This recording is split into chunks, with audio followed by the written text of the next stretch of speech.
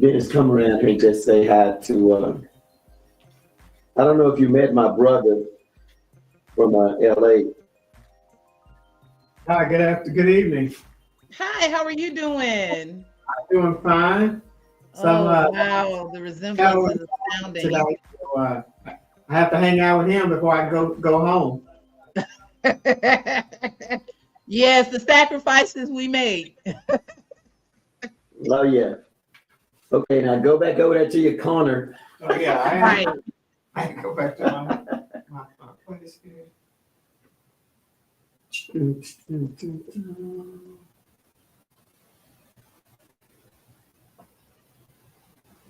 I think people are not going to believe this. They're not going to believe it. I can't believe it. I've been so hesitant because I couldn't believe it. I still can't believe it.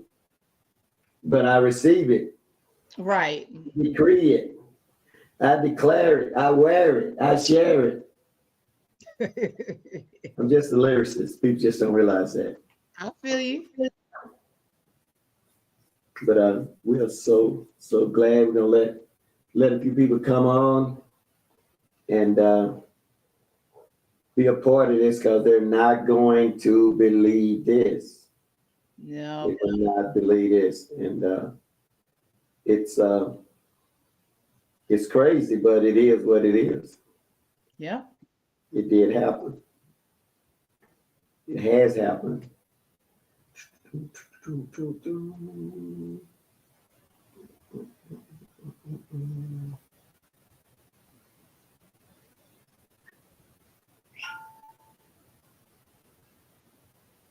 I tell you what, we do.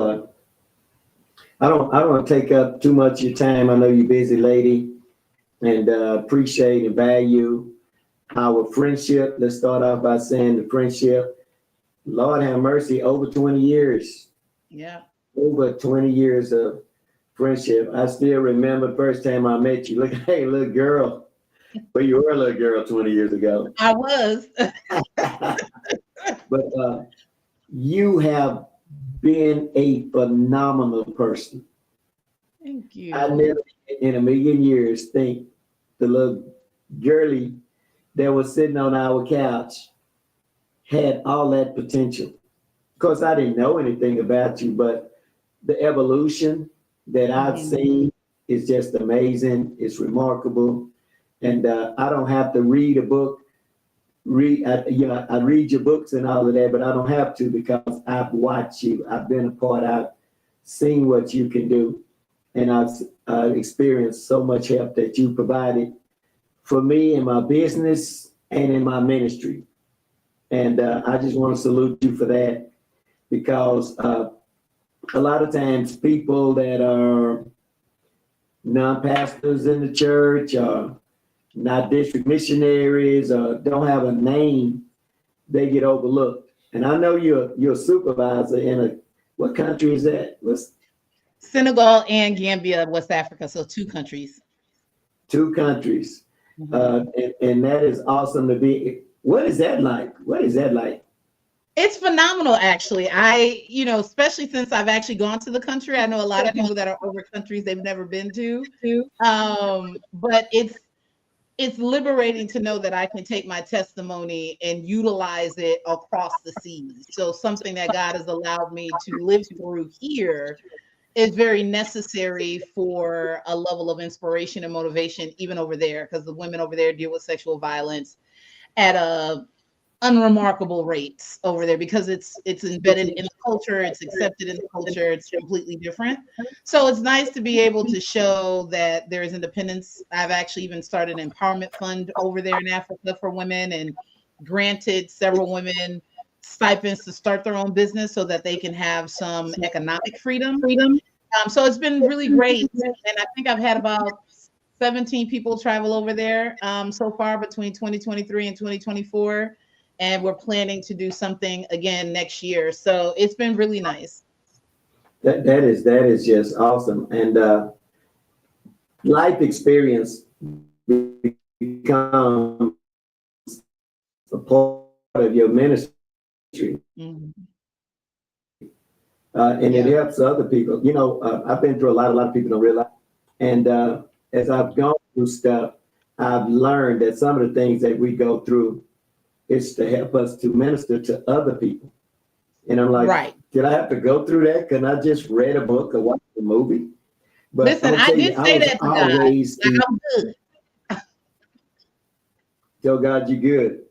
Yeah, I'm good. Hey, I say this, and I'm just giving a few more people time to get in on the real crucial stuff. But you know, I like to do a little background so people know who you are, because they just see you as a business person, and they just may know you as a business person, but they don't know you in your spiritual assignment and your international assignment. Because the Church of God in Christ just don't send people to other countries and promote people to supervise women or men. No, not the Church of God in Christ that I'm a part of. And so for you to be able to accomplish that, I'm like, wow. And kudos to you for that. You. And a lot of times people don't understand the story. I've never been a guy with a sense of humor until God broke me. When God broke me, He changed me, changed a whole lot of things about me. And what were some of the things, since you've gone through so much and so many aspects of your life, what has that had anything to do with the evolution of who you are now? I know that's a long question. I can say that the last 3 years of my life has completely broken me down and shifted me from who I thought I was supposed to be to what I guess now God actually really wants me to be, which was a very hard pill to swallow. And I think now I have the true experience of what it means to try to be the old you when He's trying to make a new refined you. I was so stuck on, I miss me. Like, I miss the Sophia I used to be. I miss the hustlerette. I just miss the grind, the hunger. I miss the glasses half full. To going to this more vulnerable Sophia where I see the glass. No, it's not half full, it's half empty. Or not being able to be confident in the assignment that God has given me because I'm not really sure who I am and what that looks like and what I have to contribute. So it's caused me to really do a lot more reflecting than I wanted to. It caused me to have to deal with emotions and feelings I had suppressed because I was wearing a mask. And a lot of times in the faith community, we're forced to wear masks. We don't feel like we have a safe space in those four walls all the time or with the people that we fellowship with. It allowed me to really kind of do some deconstructing of faith relationships because there's a lot of ministry relationships that don't go outside of those four walls. So, oh, I love you. Oh, sis, oh, look at you. But you ain't seen me in 2 months. You ain't called, you ain't came by, or you've heard I've had surgery. I ain't got no call to say, do I need help with laundry or cooking or cleaning or nothing. But you love me with the love of the Lord. So if that love is that basic and generic, I don't want it. I'm good. So just even having to go through, just some of the fallout that happens when you're going through your season has really shaped me into a more defiant. And I think now I'm angry. Like I went through a season of grief. And so anger is a part of the grieving process. And now I'm just angry that I gave up so much, that I felt like I wasted so much time, that I'm in it now. Like, so now you got me riled up to where I can't allow what God has allowed me to live through, the miracles that He lets me see every day, that for a moment I was missing all of it. Because I was so caught up on some of the big stuff happening, I could not really appreciate the smaller miracles that He just woke me up today, that I know my name. I'm in my right mind. Even though I may be in pain, I can still be somewhat mobile. I can still think for myself and do certain things. And so like I started really appreciating the small wins so that when I have the larger battles, I'm not so consumed like I was. So it's just allowed me to really mature naturally and spiritually. You said something about small victories. The people that I pastor, they've heard me say this for over 20 something years. I always celebrate every victory. Mm-hmm. There's no such thing as a small one. I say celebrate every victory because it could have been the thing that the devil stayed up all night trying to defeat you with. Yeah. And you said something that I feel like this, and it's my opinion, and it could be because I'm old school somewhat, and we were trained, taught, we really didn't look at our mental wellness, because the parents didn't, or nobody, they just did what they had to do. And I know they had pain because I've had some pain, inner hurt and inner pain and anxiety, trying to fulfill my God assignment and be a husband, be a father, just life. But don't we have to have that mask though if we are leaders? We have to have it though, don't we? We do. And what's funny is, so I got a spiel that I do now called Deal or No Deal. And basically it's about dealing with what's behind the mask. A lot of times we talk about the fact that, take the mask off. Okay, well, you can still take the mask off and still got to deal with everything that's behind this mask that you might be dealing with that you haven't taken the time. So yes, it's appropriate at times to have this mask on. I love what people see. They see I'm strong. They see I'm resilient. They see that I'm a boss. They see all of these positive, wonderful things. But again, I take the mask off. I still got to deal with being broken sometimes, not feeling like enough, feeling out of control, dealing with anxiety, dealing with society pressures and norms, but I still got to deal with what's behind that mask once it comes off. So it's not about necessarily not having one, because we all have different roles we play in different environments, but it's not getting consumed by having the mask. So you forget who you are, or you start rotting because you haven't given it an air to breathe, or you haven't fed what's behind it. I like that. Let me say that mask again. Yeah, so I have a whole little thing that I do, and I have people on the front write down what people you think, how they see you. And then you put behind here, how do you see yourself? And what's really more important is how you see yourself. And if you're being really honest with yourself, everybody is not 100% good with themselves all the time. That if you say that, it's a lie. At some point, because even though we might want to say, I don't do anything to please people, but there's certain things we do because we don't want to offend people, or we don't want to have it be an issue. So there's, to a certain degree, almost everything we do is about people pleasing. If you're a boss, you got to please your clients and your customers. If you're in ministry, you got to still make sure that the people come back through those doors every Sunday. Like there's a certain level of decorum you got to maintain when you do business or if you do ministry. So you have to be able to be in tune with to deal with what's behind this mask and not let it deal with you. Amen. Amen. That is awesome right there. And I subscribe to that. And the important thing about it is when you find out what it is that God requires from you, I always believe that when preparation meets opportunity, you can expect success, because he won't put no more. They say he won't put no more on us than we can handle. Yeah, I think when we get to the point where we can't handle it, that's when he really has to intervene. Yes. And I'm proud of you. I'm proud of you because most of the things you've accomplished, you were a single mom. Yes. And I think that, and I've said still this. What now? I still am. I said that and I've told my wife this. I say the most resilient creature God ever made is the Black woman. Yes, I agree 100%. She has been the most neglected, mistreated, misused, and abused person on the planet. Yes. And see, I said this. I told Pat, may she rest in peace, Commissioner Miller, when she was first running. We really got close then because she started coming over to the church, and she said, Pastor C, and I would just speak positive things to her. And then I told her, I say, it seems like it's a season for Black women to take the gauntlet of leadership. And I kept telling her that. I say, it's your season. I say, you talking about the ego of a male.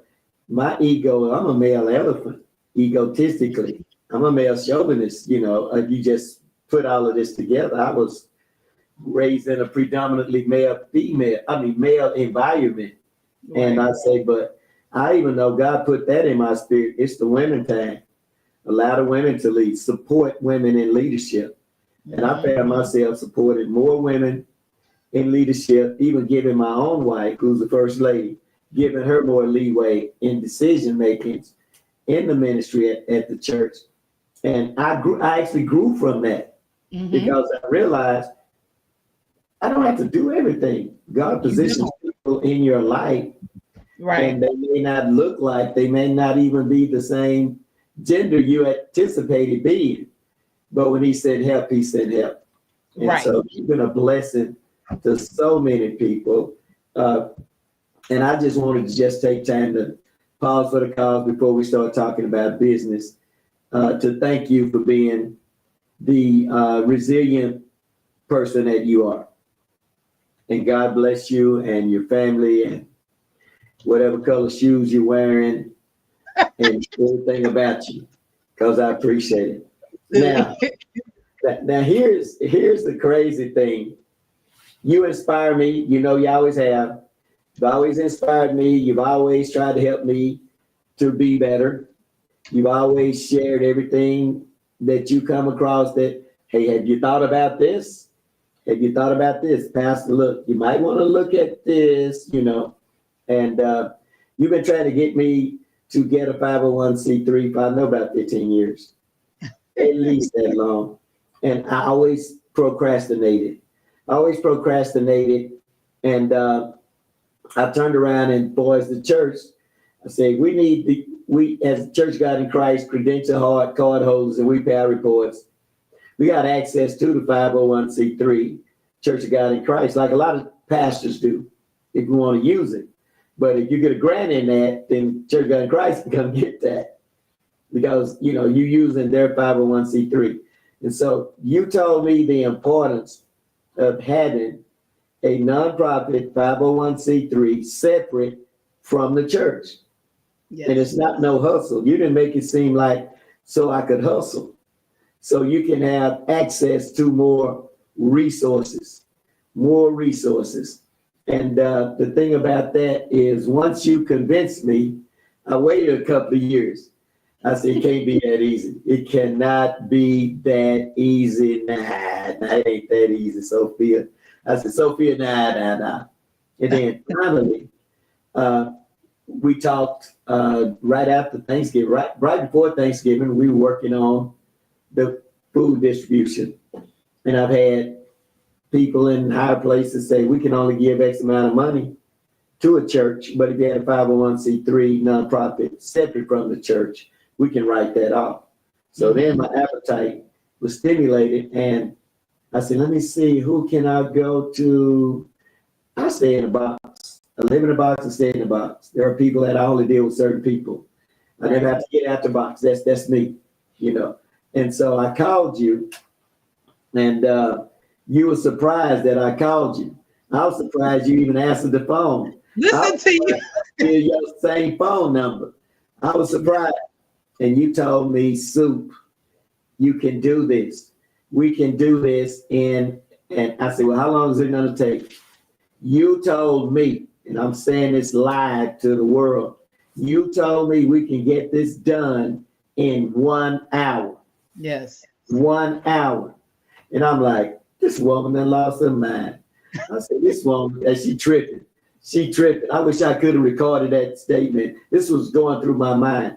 And you told me to call you at 10 o'clock Monday. We got on that Zoom. You were in Austin. I'm in Waco. And ladies and gentlemen, boys and girls, in 1 hour, I have Bridge to Success Initiative is a 501c3 company. In 1 hour, within that hour, I got an EIN number from everything that you walked me through was happening just like that. The bylaws, everything. And so a lot of people don't believe that. And so I said, let me give a testimonial that you made this happen. And there are a lot of pastors out there like me that I don't know. Maybe I can, maybe I can't. I would say to every pastor, you need to. If you just do church ministry, you just about church, maybe you don't need one. But if you're working in your community, if you need resources to help do some of those community initiatives, you need one. Yeah. And so I just want to say that, and then I'm going to shut up, that This girl did it in an hour. She did, for real. She did it. Listen, and I love that this happened for you, right? So one of the reasons, and just to give some of the viewers some context as well, that those that are chiming in. So yes, I've been dealing with 501c3s for decades. I've been working in the nonprofit space since 1996. Started out off with ministries and actually working with the Urban League of Springfield, Massachusetts, as a fiscal assistant. So I've been in this whole keeping 501c3 space for a minute. And I really started off by helping people in ministry with their taxes, because I realized that they were leaving a lot of things on the table when it came to taxes, which I still do that now. But then it really matriculated up when I started doing event coordinating. So I did a lot of events to help ministries and nonprofits raise dollars. So I'm a promoter. So I put on a comedy show. We'll do stage plays. We'll do concerts. We'll do all kind of events, community events, to help raise dollars, raise awareness about collaborating together. But most of the nonprofits I wanted to help, or ministries, didn't have 501c3 setups. So that made me actually do my own, so that I can be a go-through for them, but then also really educate them on the importance of having their own 501c3, and even more so with churches. So even dealing with Church of God in Christ, they have it to where you can utilize the National Charter EIN.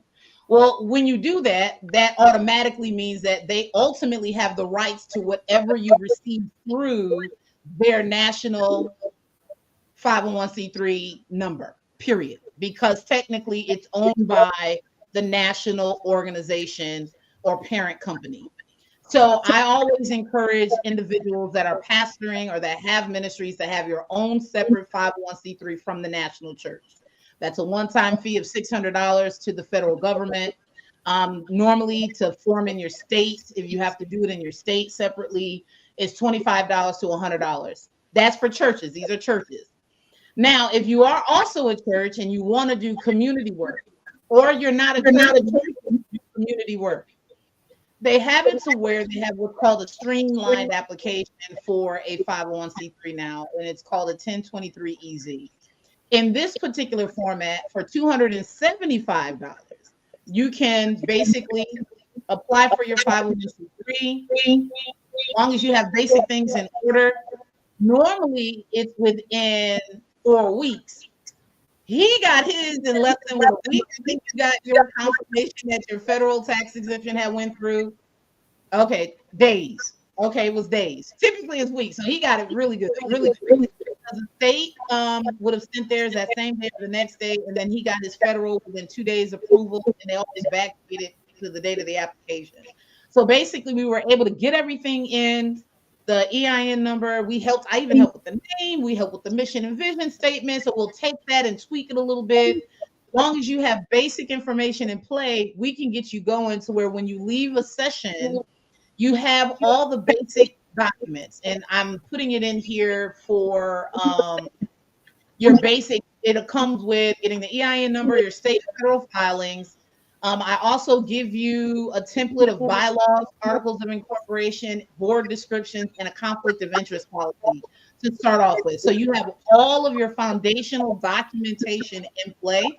Some of the things that we do additionally, we'll do an initial funding consultation. A lot of times what we end up having to do is even do board consultations. So I'll join you to help you orchestrate a board. Sometimes you don't have a solid board together because you're just doing the minimal 3 that's needed to start any nonprofit in the US, but it's not a robust board just yet.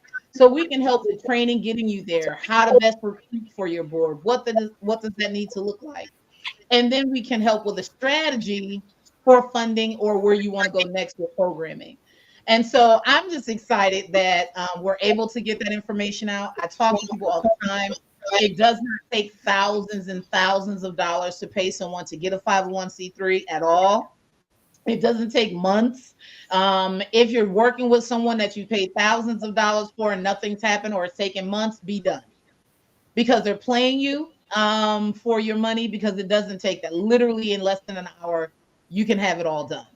If you have the supporting documentation. So typically I'll do a 15-minute just to see where you're at, give you your homework. Then when we jump on for that hour, then we're done.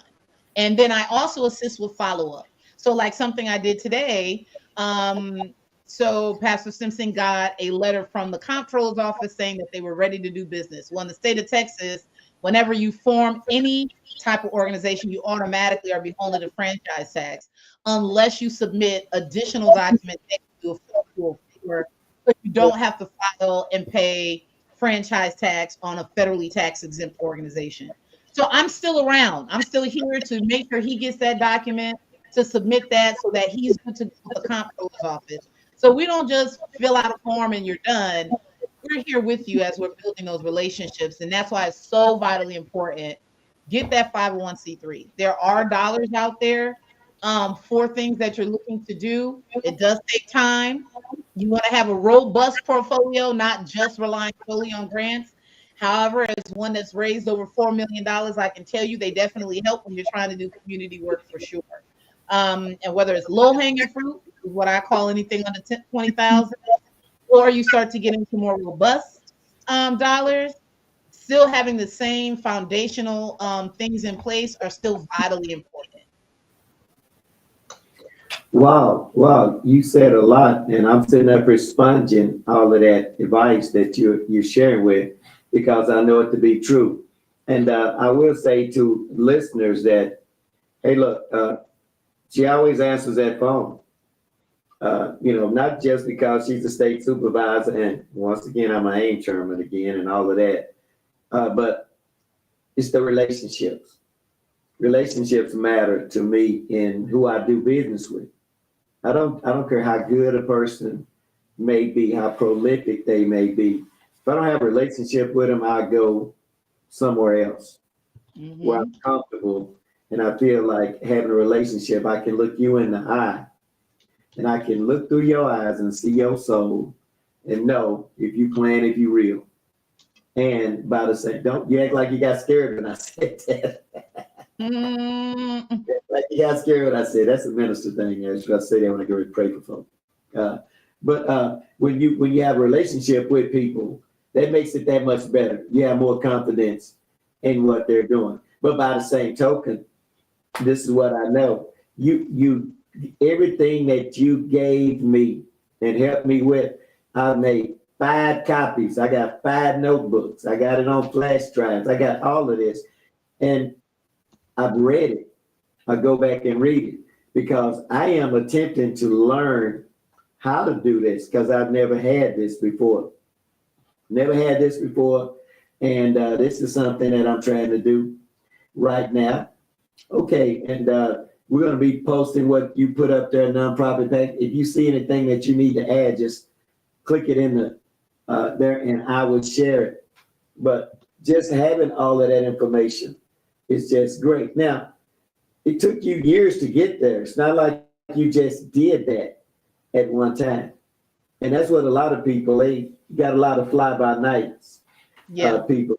We're doing tax season. Yeah, a lot of people go make some quick tax money, but if something come up after April or May, you can't find it. But so I do view you as a legitimate consulting company, and you've done more than just help me. You've helped, you over $4 million worth of grant money. Numbers don't lie, do the math. But also the credibility that you've had. The credibility a lot of time as Black folk, I'm Black, been Black all my life. Black folk don't trust each other for some reason. Right. That's very true. If somebody else came and said, I can do it in an hour. Oh, wow, really? Yeah. But if somebody that looked like us come up, feel like it's a hustle. And when you first told me that's first thing ran through my mind. I don't know if that's left over from slavery or what. But I said, wait a minute, I know her. I know her phone number. She's not going to run off and hide, nothing like that. This ain't worth risking. And so once I just say, look, let me get over all this other stuff that may have me somewhat even intimidated because I don't know how to do it. And as leaders, we're expected to be the smartest one in the room. When I learned this from Bishop J. Drew Sheard, I presided Bishop, when he was the AIM chairman, I would sit at his trainings and stuff. and he said, as a pastor, you don't have to be the smartest person in the church. No. He said, I don't have to be the smartest person, but I have to manage the smartest people. I have to know how to allow them an opportunity to serve from the capacity in which they serve. I know who I am. I know the angels in heaven can't take my place when I'm doing what I'm supposed to be doing. Right. To have people of faith like you that's operating these types of faith-based initiatives is crucial. I'm just complimenting you, so you can tell I'm happy. Well, I mean, I think it's beyond crucial, and it's enough that and this is me saying it. I know some pastors won't like it. I'm sick of being taxed as a church member. That's first and foremost. For every single community thing that we want to do is do a donation, give a donation, give a donation. Well, there's companies, there's foundations, there's government that there are dollars out there sitting up there for us. For us to do what we're gonna do anyway, which is community, and we don't have to keep taxing the same 20% of your ministry congregation that's giving 80% of what's going into the church. They're doing 80% of what needs to be done in the church because you only have a small population of folks you can really rely on, unfortunately. So this allows me to utilize my gift administratively to help leaders find other ways. Like, let's find other ways to get this done. Let's build new relationships. That's why I even talk to pastors and I let them know, why aren't you a part of your chamber? Like, you need to be going to chamber events so that you can get out there. People can know you. You can know them outside of church because they may hear of an event, something you got going on. And because you built that relationship as a chamber member, they're willing to be a sponsor of the event. So just even thinking outside of the box and the everyday networks and circles that we're in, it's so vitally important to think of having a more robust strategy outside of we just gonna do tithes and offering and that's it. Well, as a pastor, and I'm Church God in Christ pastor, but we don't take up offerings during the week. We don't take up offerings every time the door is open. As growing up in the church, the way I had to start on the beginning, I had to use creative fundraising from wraparounds to barbecue to other different forms to get where we need to be financially. And so you're so right, because as a member of churches that beg for money all the time, I'm like, man, I just gave y'all $200 last Sunday. I can't give you back. I can't give you $200 a week. I can't give you $1,000 a week. And I got dismayed because I said, look, all I really have to do is pay my tithe and give a free will offering according to the Bible. And God will bless me for my tithe. If I give in a tent, my free will offering can be $5. I don't have to give a seed offering if I'm a tither. You know what I mean? And I don't have to plant seeds. Plant a tree, baby. Go ahead and get a tree. Don't plant no seed. I ain't gonna be around here to enjoy the shade out that tree you planted. And so you're so right that not at Open Door, because we're in the building process of adding a fellowship hall with, extension and stuff. But I told the people, we're not going to be stressed. We're not going to be begging. We're going to make this happen. It's going to come to fruition, and we're not going to overtax you individually. We're going to create ways to help get sponsorship, and that's how we're going to do it. Because if you looking at now, food is higher. Now the president-elect says, I can't promise I can lower down groceries. But the politicians, that's what they do. They make promises. But with a recession and a lot of stuff looming over our heads right now, the first place that people quit investing financially is at the church. And if your livelihood as a pastor, as whatever, is based upon the people giving you money, hey, you might be in a little situation there. And if the people are giving, we, as a pastor, we have to learn how to let them know how much we appreciate. Yes. the nickels, the dimes, the pennies, and the whatever they give. We have people that get we may not have $100 taken up on Sunday at church, Sunday service. Sometimes we have less than $100 brought to the table. But what we have is people that have given online and stuff. And when people give online and stuff, then you understand that, hey, I appreciate you. Yep. I don't have to know what you're giving, but you gave online, you thought enough of your church. And we have to get to that point. I see Mario Kinsley. Do you know Mario Kinsley? Mario Kinsley. I believe I do. Let me show you Mario. I need to get in touch with her ASAP. Okay, Mario, I'm going to put her I had your number up here. We put that up here. There you go, Mario. Contact her at Sophia Strother at hotmail.com. And you know, there you go again too, Sophia. Do you prefer to be called Dr. Strother? Just how do you really want to be addressed? Sophia's fine. I know I don't disrespect you by not saying Mother Lewis. Sophia's fine. I mean, I don't typically need to go by my ministry name unless I'm in a ministry setting, and we're not right now. So I'm fine. Sophia works just as well.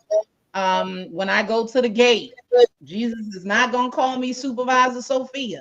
If anything, I might have a completely different name that was God given and not man given. So I'm good to go. Well, you know, with Mario Kinsley, we all know Mario Kinsley I've been in Waco 40 years. I've actually been in Waco 40 years. Mario Kinsley was the best quarterback I ever saw play high school football in Waco, Texas. Best quarterback. I know him very well.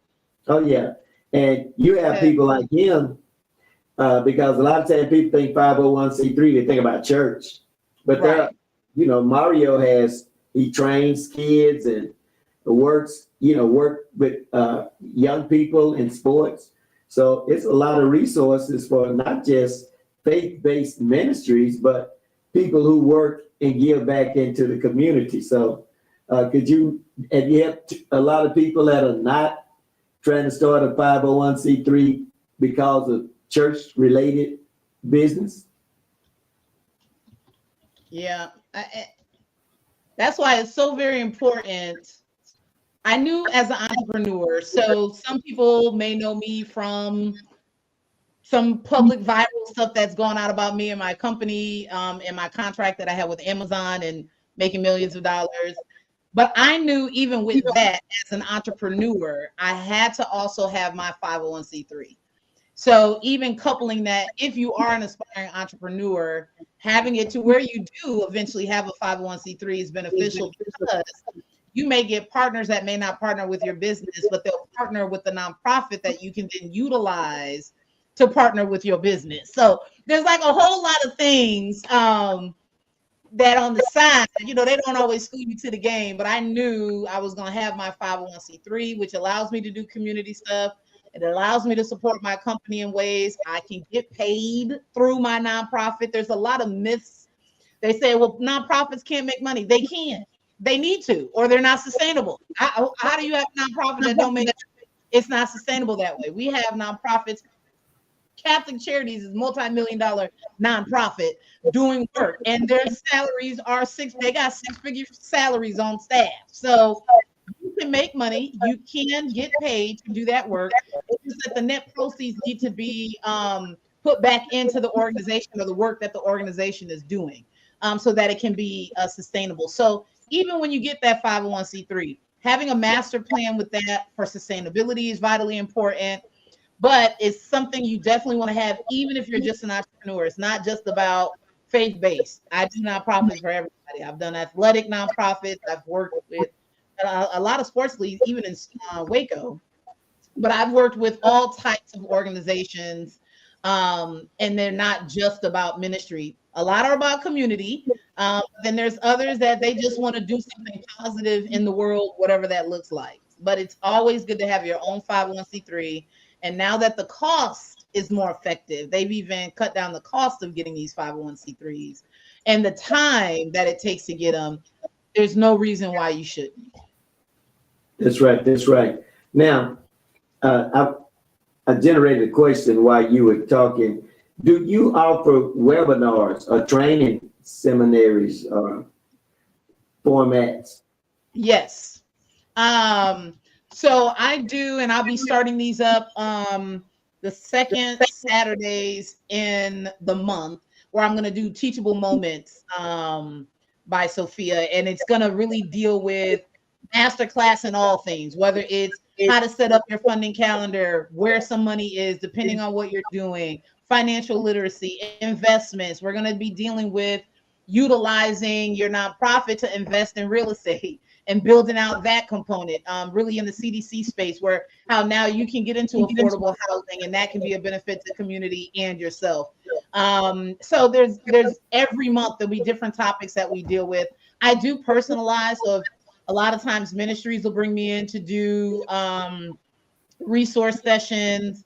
I have one called Taking Your Ministry Next Level, and I deal with any and all things funding, or how to literally strategically get your books right, how to manage your books to where they can get your money, how to file your 990 so to where it speaks to a funder. So there's various different topics that we'll deal with, all having to deal with entrepreneurial. I do have experience there, and I do have a successful company, and then we'll be dealing with the nonprofit side of things as well. Okay, that's good. And you will have a link to register. You will charge registration for that. I'm certainly sure of that, right? Yes, there'll be a link on my page. Again, if anybody wants to hit me up, they can find me. They can email me at SophiaStrother@hotmail, or they can inbox me. So I'm on Facebook, obviously, Sophia.Strother. On Facebook, it'll show up Sophia Strother Lewis. I'm also on Instagram, _ Sophia's back, or Sophia _ not currency are the other two on Instagram. And I'm also on TikTok, Sophia's back. So you can also hit me up on any one of those platforms to be able to get a hold to me, or on my website, which is sophiastrother.com. And there's also contact information for me on my website. Oh, wow. Well, I think you've covered an awful lot, and I want to make sure that everybody know that I'm on Team Sophia. Sophia has worked with me, and hey, while I have you here, you've done a lot of things in the city. I remember you were intricately involved with the Family Fun Day and a lot of big events that you were kind of off in the periphery, in the shadows, but you were actually the wheel that was turning.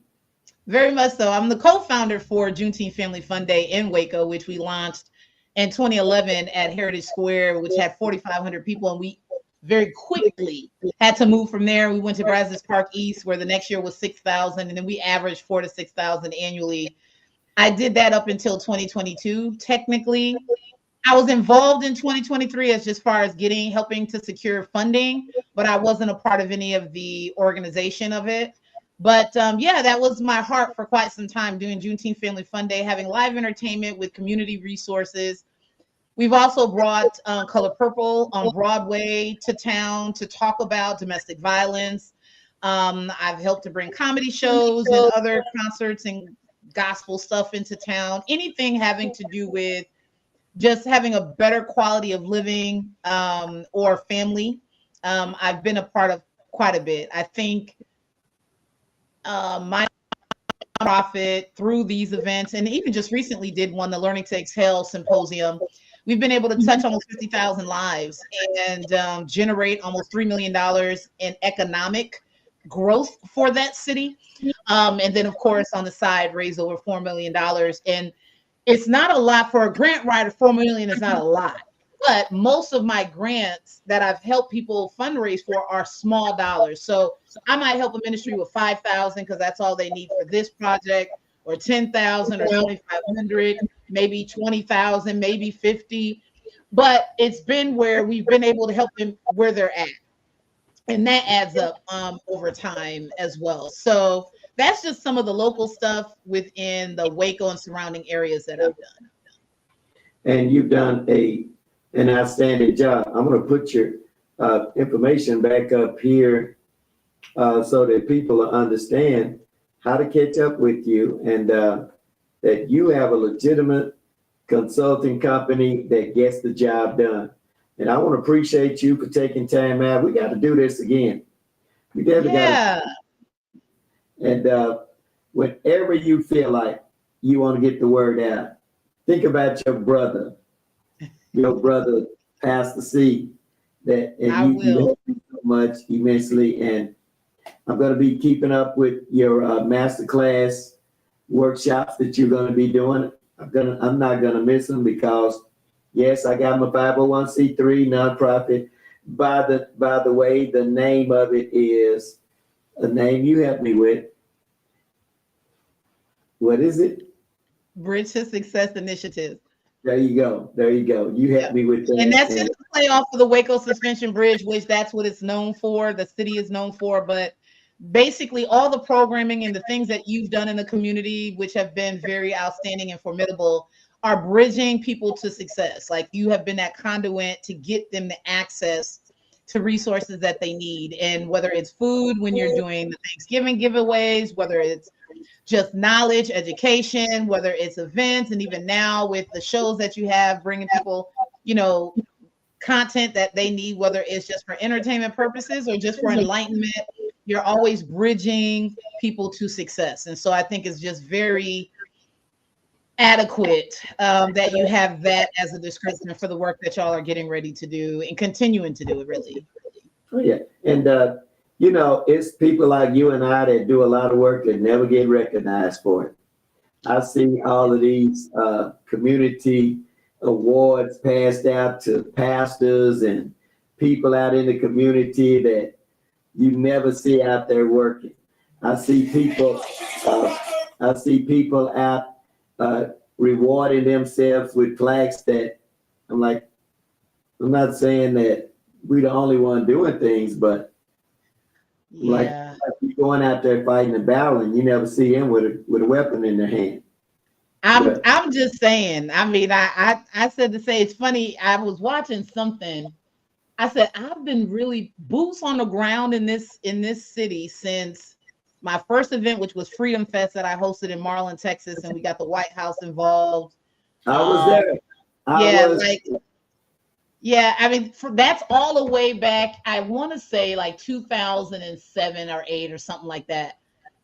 To all the way to just recently with the symposium, and not once.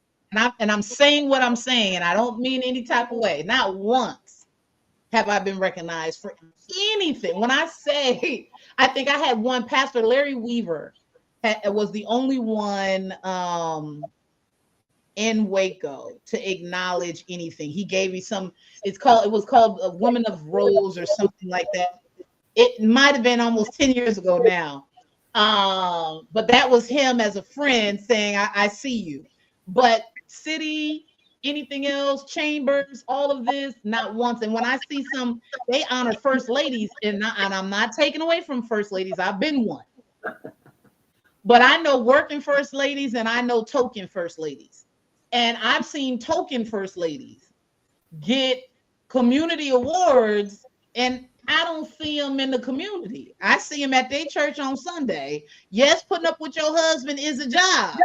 But for us that's out here raising thousands of dollars and managing hundreds of volunteers and literally contributing to the economy of where we're at.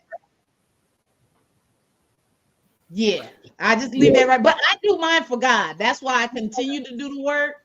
Because if I was stopping just for man, I'd be done. Every once in a while, you want somebody to speak affirmation. You know what I just remembered? I just remembered we brought Martin Luther King down here. You remember Martin Luther King Jr. when I did the tour? I forgot all about that. Was fun. I've been a part of everything you brought down here, by the way. I forgot we did that until I was looking at you and thought about, we sure did do the tour through East Waco. So with his team. I can sure tell you didn't have nothing to do with Family Fun Day this year, and they had local talents. And I think, you know what? Let me get let me get out. You know, it is what it is. A lot of times, everybody can't do what you do. There's something unique, and I say this not only to you, but people. Let's just say like me. Look like you can, what I'm doing is easy because I've been doing it. I'm good at it. That's my DNA over that. And then when you jump in there, you don't get the same results. You can follow the same template, but that don't. You can make me the pastor of the Potter's house. That don't mean the people going to stay there. That's a great analogy. That's a great analogy. That they following that person. And I look forward. I noticed a lot of people had called me about the Feast in the East this year. There was no feast. Yes. There's no Feast in the East.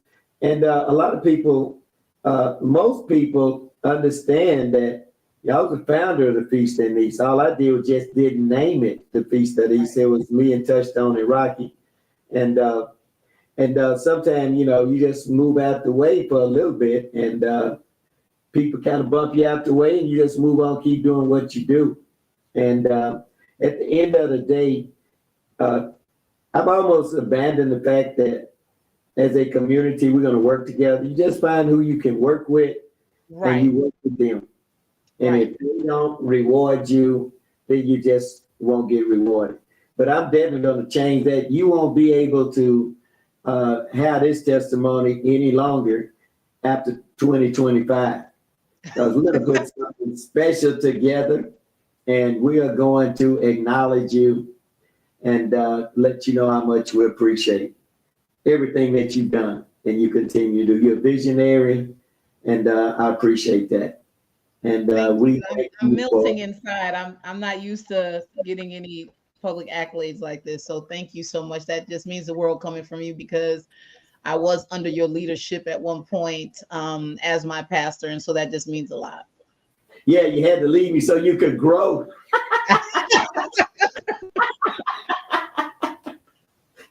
You're so silly. I had to leave Waco so I could grow. How about that? Just think, if you stayed, you might have been the praise team leader by now. But now, listen, I had to leave Waco so I could grow for a little bit financially, more so than anything, because they didn't have a lot of opportunities financially for where I was trying to head towards. So hopefully things have changed now. They've had the Chip and Joanna Gaines effect, and then Baylor and bought up and sold and bought up again, everything. So there might be a lot more opportunities in the city than when I lived there. Hey, I tell you what, then I'm gonna let you go for sure. Let's you and I partner up. Let's partner up on Family Fun Day or whatever. Let's do some joint things. I need to quit saying me. I need to say, how about Bridges to Success Initiative partner with Trustworthy Consulting? Let's do a collaboration. Sounds like a potential plan. Let's make it work. Let's don't, and we can do this because it's like the movie The Temptation. Right. We can be Eddie Kendricks and David Ruffin. They need us because we the bosses. That part. But I appreciate you. Thank you so very much. And just please, anytime you're doing webinars, anything like that, let me know, and we can get registered, and I get my people to register with you so we can learn this together from you. All right? It sounds like a plan. Thank you. All right, let's give us some love. There you go. SOPHIA STROTHER. Oh, I get an applause. Look at that. Have a blessed night.